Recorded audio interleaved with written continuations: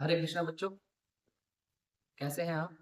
आशा करते हैं अच्छे होंगे और मन लगाकर पढ़ रहे हैं। तो हमने जो बात कर रखी थी, मतलब जो हमारी बात चल रही थी, वो चल रही थी सिंधु घाटी सभ्यता पे। और हमने लोथल तक का सारा जो भाग था वो कंप्लीट कर लिया था।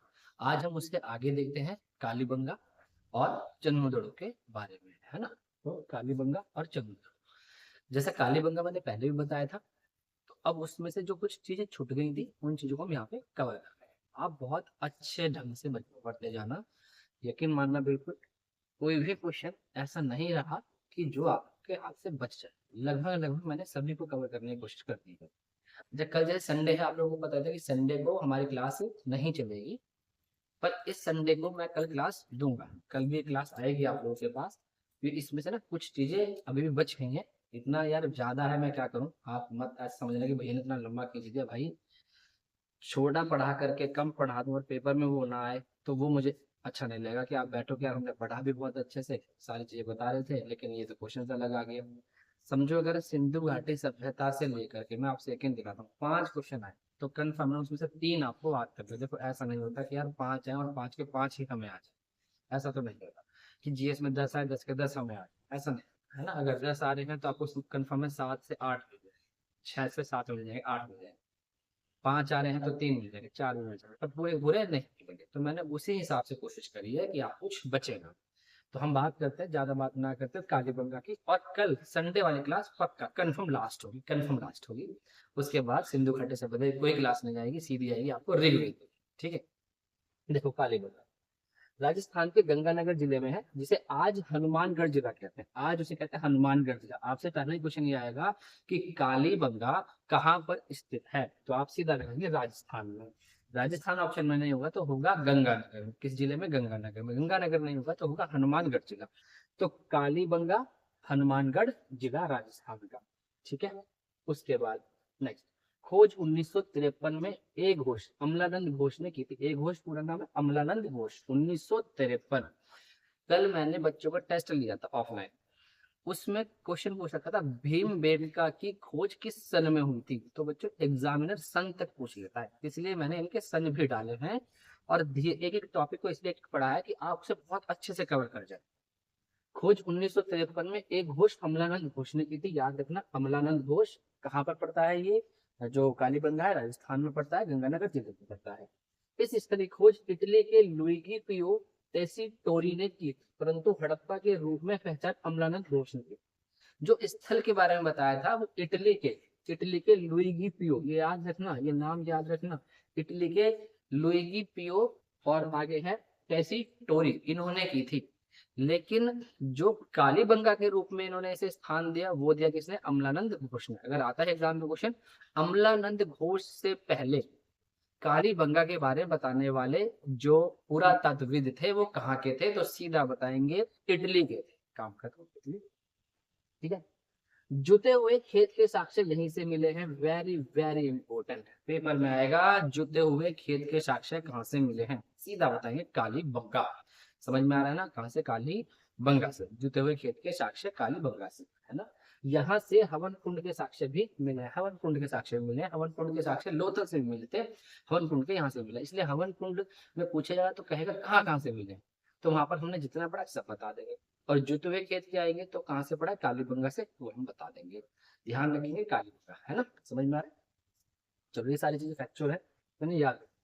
अब जैसे समझो भाई, हवन कुंड, अगर हवन कुंड मिल रहा है इसका मतलब है कि वो धार्मिक अनुष्ठानों में विश्वास करते थे। फिर जोते हुए खेत के साक्ष्य हैं, दैट मीन्स खेती करना और आगे तक पहुंच गए थे। आप ऐसी कोई इमेज बनाया करो कि किस प्रकार लकड़ी के हल से यूज करते थे। भाई, लकड़ी के तो होंगे, क्योंकि लोहे का तो ज्ञान ही नहीं था। बिल्कुल ध्यान समझेंगे, लोहे की बात ऋग्वेद में करेंगे हम। लोहे का ज्ञान सिंधु घाटी सभ्यता को नहीं था। ये कुछ कुछ पॉइंट अच्छे से समझ के चलेंगे। तो लकड़ी के हल से बेचारे कैसे करते होंगे, है ना, कितना परिश्रम करना होता होगा। तो इस तरीके से लकड़ी के हल से वो खेत जोतते थे। और वही जुते हुए खेत के साक्ष्य कहाँ मिले हैं? हमें कालीबंगा से मिले। इस आधार पर हमने बताया था कि सिंधु घाटी सभ्यता से क्या मिले हैं? खेती के साक्ष्य भी मिले हैं। तो जहां जहां जो चीज मिलती गई वो सभ्यता से लिंक कर रही थी, तो इसलिए उन चीजों को उस सभ्यता के साथ लिंक करके बता दिया जाता है। तो जुते हुए खेत यानी खेती करने सीख गए थे, कुछ स्तर पर खेती करने सीख गए थे, जिससे उन्होंने उसका स्टोरेज भी सीख लिया था। इसलिए स्टोरेज को कहाँ देखा? अन्नागार को मोहनजोदड़ो में, स्नानागार को मोहनजोदड़ो में, और जुते हुए खेत के साक्ष्य को कालीबंगा में। क्लियर हुआ? राजस्थान के गंगानगर में खोज 1953 में अमलानंद घोष ने पहली बार जो खुदाई करी थी वो लुई टेस्टिटोरी ने की थी, कैसी टोरी ने की थी। जुते हुए खेत के साक्ष्य यहीं से मिले हैं, और यहाँ से हवन कुंड के साक्ष्य भी मिले हैं। ठीक है, जुटे हुए खेत के साक्ष्य, छोटे हुए बात नहीं। नेक्स्ट आते हैं कालीबंगा। अच्छा, उसका स्क्रीनशॉट ले लिया था आप लोगों ने? स्क्रीनशॉट ले लिया उसका एक बार पहले, स्क्रीनशॉट ले लो।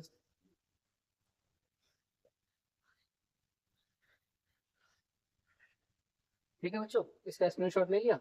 चलो आगे देखो। एक बार पहले ये देखो, एक चीज दिख रहा है क्या? देखना, ये धुंधला दिख रहा होगा आप लोगों को।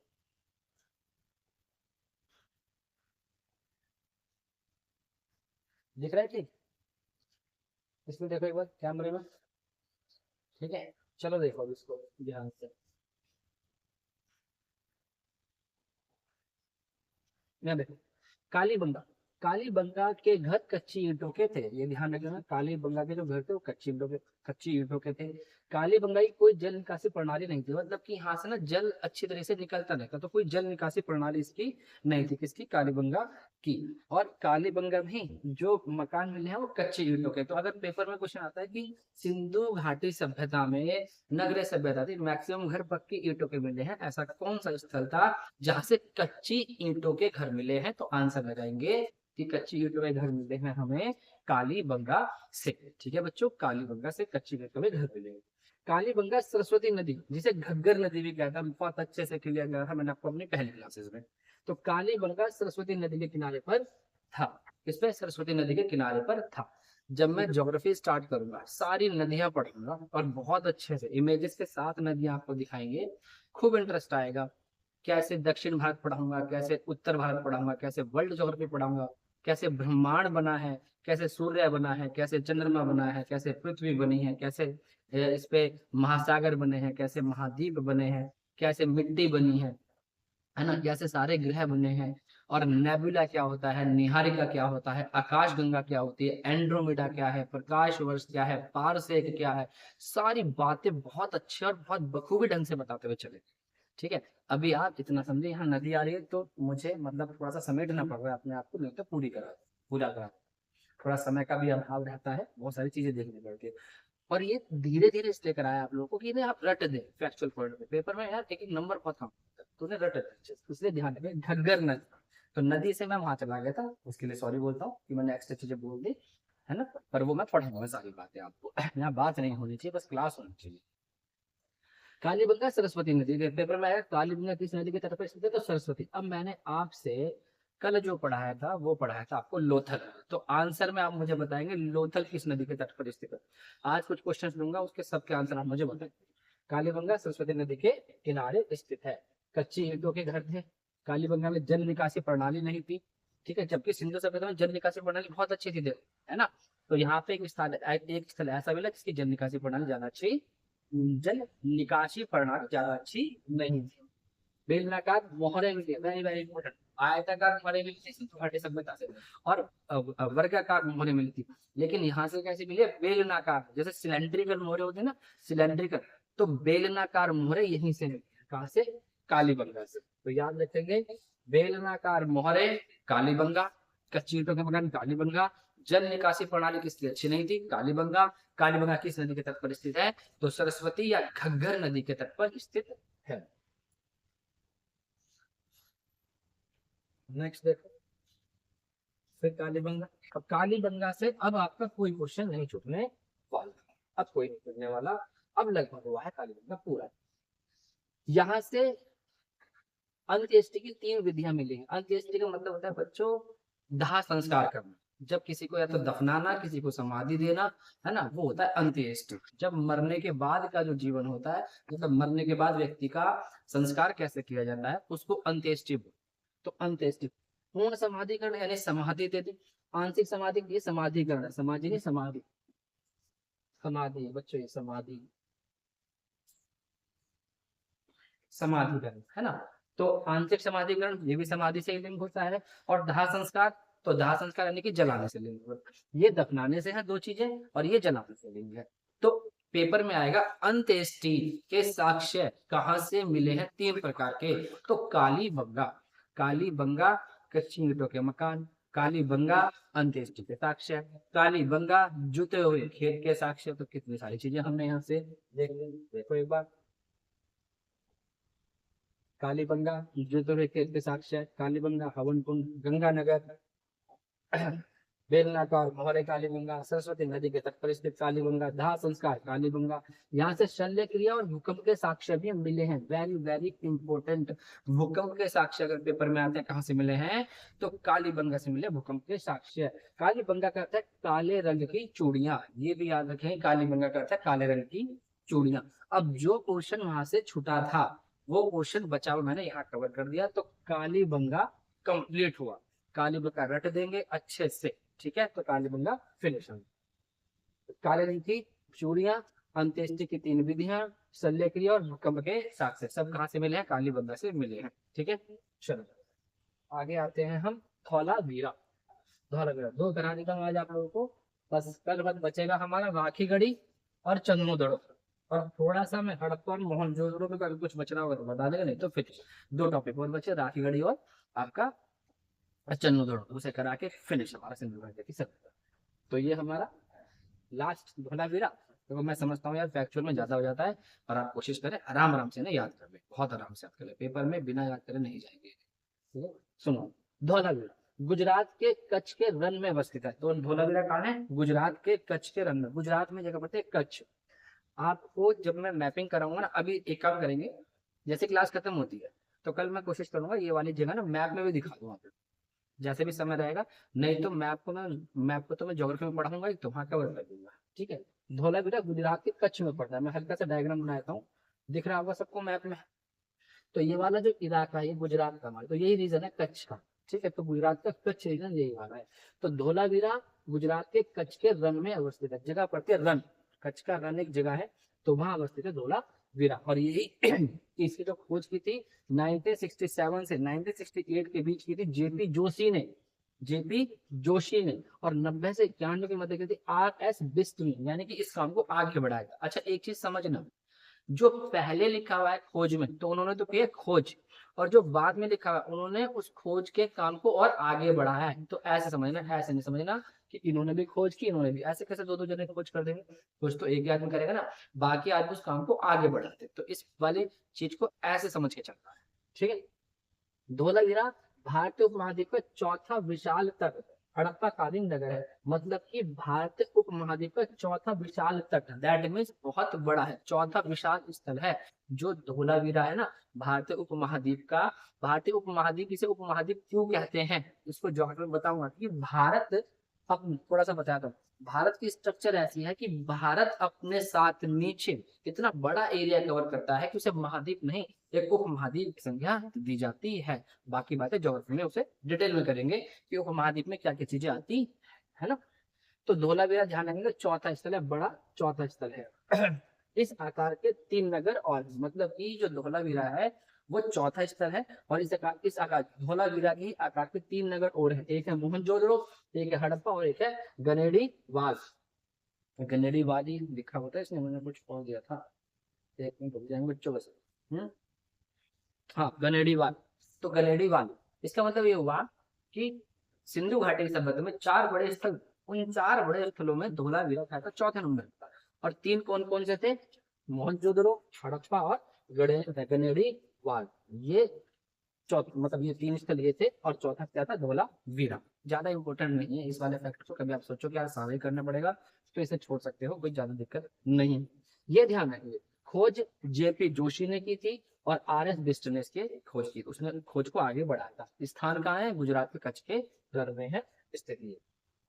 और लास्ट स्लाइड हमारे आज की क्लास में पूरी होती है। आप धोलावीरा और ये दोनों याद रखेंगे। अब कुछ नहीं बचा इसमें, एक आध अगर कोई चीज बची होगी तो मैंने आपसे जैसे कहा मैं आपको इसमें कवर करा दूंगा जो मैं वो पढ़ ऑब्जेक्टिव क्वेश्चन तो वहां कवर करा, ठीक है। हाँ, अच्छा जी, तो सुनेंगे। धोलावीरा तीन प्रमुख भागों में विभाजित था, तीन प्रमुख भागों में विभाजित था, जिसमें दो भाग आयताकार दुर्ग के रूप में थे और एक भाग अन्य था। दैट मीन्स धोलावीरा जो था, इसके जो तीन भाग थे ना, उस तीन भाग में एक तो था किला, किले वाला था, एक मध्य किले वाला भाग और एक निचला नगर, ऐसे था तीन भाग में विभाजित। यानी दो भाग आयताकार दुर्ग के रूप में, दो भाग दुर्ग के रूप में थे, एक ऊपरी भाग, एक मध्य भाग और जो निचला भाग था वो समतल के रूप में था। तो धोलावीरा तीन भागों में विभाजित। धोलावीरा के अलावा शेष हड़प्पा स्थल दो भागों में विभाजित थे। ये इंपॉर्टेंट पॉइंट बना कि हड़प्पा सभ्यता का कौन सा स्थल तीन भागों में विभाजित था, तो वो था धोलावीरा, ठीक है, धोलावीरा। बिस्ट के अनुसार धोलावीरा की जनसंख्या कितनी थी? 2000। बिस्ट के अनुसार धोलावीरा की जो जनसंख्या थी वो लगभग कितनी थी, ये बताते हैं, 2000। एक मिनट रुकना, इसमें ना मुझे लगता है शायद ये बच्चों 20,000 है, 2000 ने 20,000, लगभग 20,000 थी। मतलब जो बिस्ट थे उन्होंने ये कहा धोलावीरा में लगभग इतनी जनसंख्या थी, 20,000 जनसंख्या थी धोलावीरा में। यहाँ से सबसे बड़ा साइन बोर्ड पाया गया है जिस पर 17 सैंधव लिपि आकार मिली है। दैट मीन्स ये बोल रहा है कि यहाँ पर जो मिली है, क्या बोलते हैं, लगभग 17 सैंधव लिपि। दैट मीन्स कि जो हम लिपि लिखते हैं, है ना, जो हम लिखावट होती है वो 17 प्रकार की, मतलब 17 लिपियां मिली हैं। जो एक साइन बोर्ड मिला है उसमें 17 लिपि लिखी हुई थी, जो मैक्सिमम है 17 लिपि जो है मैक्सिमम। तो कहाँ से मिली है? धोलावीरा से। तो आज ध्यान रखना एग्जाम में आएगा कि सबसे ज्यादा सैंधव लिपि कहाँ से मिली, तो धोलावीरा। और सिंदूर भरी मण मूर्ति नौसारी पाक से मिली है, यानी कि ये भी कहाँ से मिली है? धोलावीरा के पाक से मिली है। कौन सी? सॉरी, नौसारी पाक से मिली है मर्ण मूर्तियां, सिंदूर भरी मर्ण मूर्तियां। समझ में आ गया? तो ये हमारा जो टॉपिक है कवर होता है बहुत अच्छे ढंग से। धोलावीरा भी हमने फैक्चुअल पॉइंट जो थे वो देख लिए, ऐसे हमने कालीबंगा के फैक्चुअल पॉइंट देख लिए, ऐसे हमने लोथल के फैक्चुअल पॉइंट देख लिए, ऐसे हमने मोहनजोदड़ो के फैक्चुअल पॉइंट देख लिए। इसी तरीके से अब हमारे 2 से 3 और बचते हैं, एक चन्नूदड़ो बचता है, एक राखीगढ़ी बचता है और कुछ हड़प्पा के बचते हैं, बस। और लगभग लगभग तो पूरा हो गया। इनके अलावा कुछ नहीं है आप लोगों के लिए। बस इतना कर जाएं, सोचोगे कि बस बस बोले जा रहे हैं, तो इतना सारा हो गया इसमें। पर याद करना तो पड़ेगा। देखो, जो चीजें याद करने वाली वो आप याद करें, और जो चीजें समझने वाली थी वो मैंने समझा देती, ठीक है ना।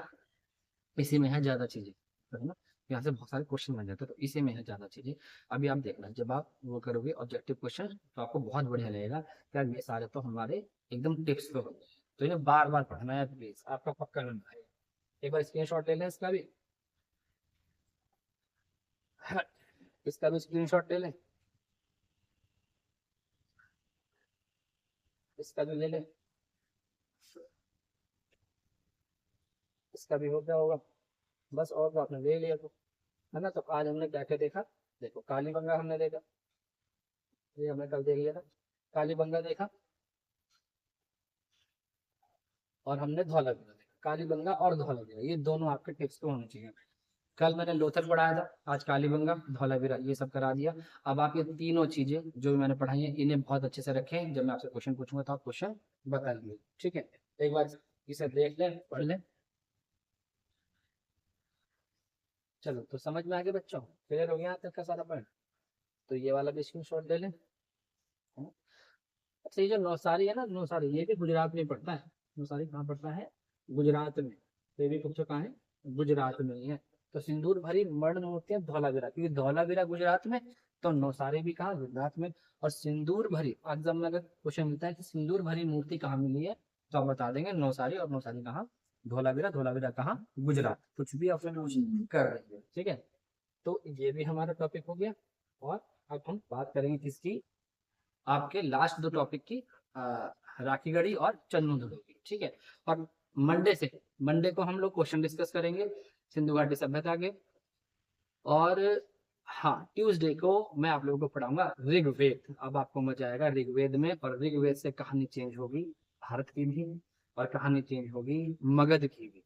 कहानी में चीजें आएंगी मगध और भारत के और भी पक्ष हैं, जैसे बुद्ध हैं, जैन हैं, और साथ में मौर्य हैं, गुप्त हैं, है ना। उसके बाद हम एंट्री करवाएंगे किसकी, मोहम्मद बिन कासिम की। फिर आपको पता चला कैसे यहाँ पर काजू की खेती हुई, कैसे आलू आए, कैसे अलमीरा आई, कैसे एटलस बना है ना। किस किस तरीके से आगे बढ़ेंगे। इतिहास बड़ा दिलचस्प विषय है जानने के लिए, बहुत अच्छा विषय है जानने के लिए, खूब मजा आएगा।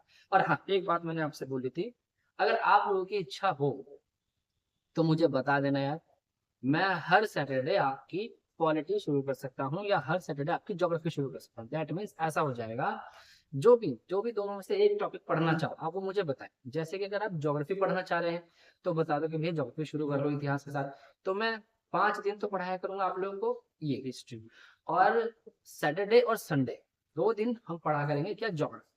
तो अब देखो आपको पता रहेगा भाई 2 दिन ज्योग्राफी आएगी, तो आप ये वेट रख करोगे ज्योग्राफी का यहाँ तक हो गया, उसे पढ़ के रखें अच्छे से कि चलो यहाँ तक भैया ने पढ़ा दी। फिर और 5 दिन तक इतिहास पढ़ते रहे। सैटरडे में ध्यान रखें, सैटरडे का दिन किसका, ज्योग्राफी का, तो ज्योग्राफी पढ़ लेंगे। तो मन जो आपका करे, चाहे ज्योग्राफी का करे, चाहे पॉलिटी का करे, चाहे साइंस का करे, चाहे इकोनॉमी का करे, है ना, ये आपके ऊपर छोड़ रहा हूँ। जो आप चाहते हैं वो मुझे बताएं, मैं उसको वहीं से स्टार्ट करूंगा। ठीक है, जैसे आप लोग चाहे कि भैया साइंस से स्टार्ट कर लो, तो साइंस में बायो से स्टार्ट कर लूंगा, बिल्कुल सेल से, एकदम बिल्कुल जड़ से शुरू करूंगा, बिल्कुल जड़ से, हर एक चीज बिल्कुल बेस से स्टार्ट करूंगा। डिपेंड आप पे करता है, जो आप बोलेंगे ना वो शुरुआत कर लेंगे। और आप कहते हैं पहले हिस्ट्री खत्म करो, तो पहले हिस्ट्री खत्म कर लेंगे। जो 9 बजे वाली क्लास है स्टैटिक जीएस की, वो तो मैं स्टार्ट कर दूंगा, जहां तक है बहुत सारा काम उसका हो गया, बस मैं वीडियो शूट करनी रह रही है, वीडियो शूट करके आपको वो क्लासेस डेली मिलनी शुरू हो जाएगी। मैं उसके साथ एक्स्ट्रा में बोल रहा हूँ कि अगर आप इसके साथ पढ़ना चाहते हैं ज्योग्राफी, पॉलिटी, इकोनॉमी, जो भी आपका मन करे आप मुझे बताएं, फिर मैं कमेंट में बताएं, वो वाली क्लास दोबारा शुरू, मतलब वो वाली क्लास स्टार्टिंग शुरू कर दूंगा। चाहे ज्योग्राफी ले लें, चाहे कुछ भी ले लें, हिस्ट्री तो चल ही रहा है, इसके पैरेलल कुछ चाहते हैं तो वो बता दें। ठीक है, चलो बच्चों, मिलते हैं नेक्स्ट क्लास में, कल मिलते हैं। हरे कृष्णा, धन्यवाद। आज तो क्या बात है।